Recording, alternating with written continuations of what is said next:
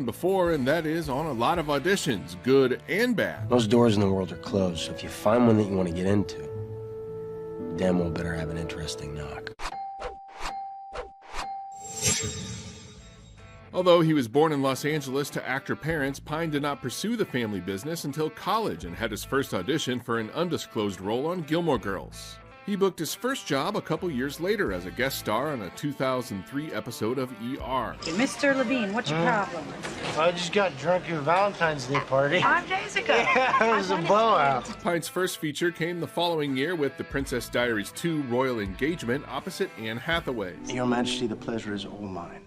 A few years later, after writer-director Joe Carnahan fired Michael Shannon at the start of Smokin' Aces, he auditioned Pine for the role of Darwin Termer and was won over in a matter of seconds. Shoot, I appreciate that, man. Unfortunately, Pine was not that convincing on all of his auditions. Writer-director James Cameron brought him in for Jake Sully in Avatar, but Pine admittedly bombed, and the role, of course, went to Sam Worthington. Around that time, Pine was also considered for Sam Flynn in Tron Legacy, as was Ryan Gosling. The production team instead went with the lesser-known Garrett Hedlund. Oh man, this is happening. Fortunately, an even bigger opportunity to beam up his career was around the corner.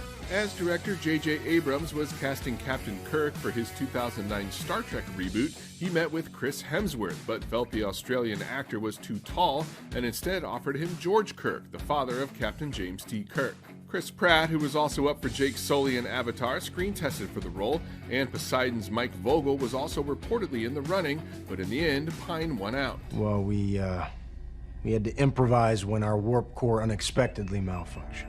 Still, he nearly passed on the part, as he had already committed to co-star with George Clooney in White Jazz, based on author James Ellroy's follow-up to L.A. Confidential, and to be directed by Pine's Smokin' Aces collaborator Joe Carnahan. Fortunately, Pine's sister talked him into doing Star Trek, and he's now played Captain Kirk in 3 movies. White Jazz, meanwhile, also lost Clooney and has yet to get made, although Carnahan is still attached. Pine followed up Star Trek with 2010's Unstoppable for a chance to work with Denzel Washington and director Tony Scott. He then joined Reese Witherspoon and Tom Hardy in the 2012 action comedy This Means War, which had been in development for several years prior with Sam Worthington, Colin Farrell, and Justin Timberlake in various states of attachment. Seeing as we're both here, we might as well share resources. Incredible guys. Guess I don't have a choice. Please, sit down. Oh, I'm staying. After being one of the first actors to sign on to 2014's Into the Woods, Pine also stepped into another franchise that same year with Jack Ryan's Shadow Recruit. Ryan Gosling, fresh from Gangster Squad, was also reportedly considered for the role.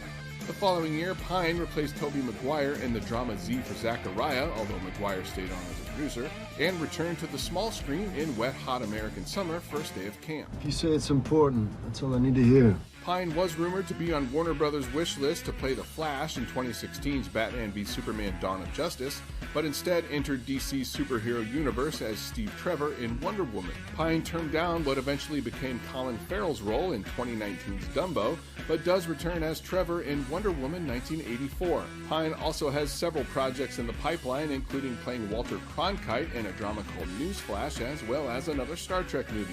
It's definitely safe to say Chris Pine has prospered. I have no idea what I'm supposed to do. I only know what I can do.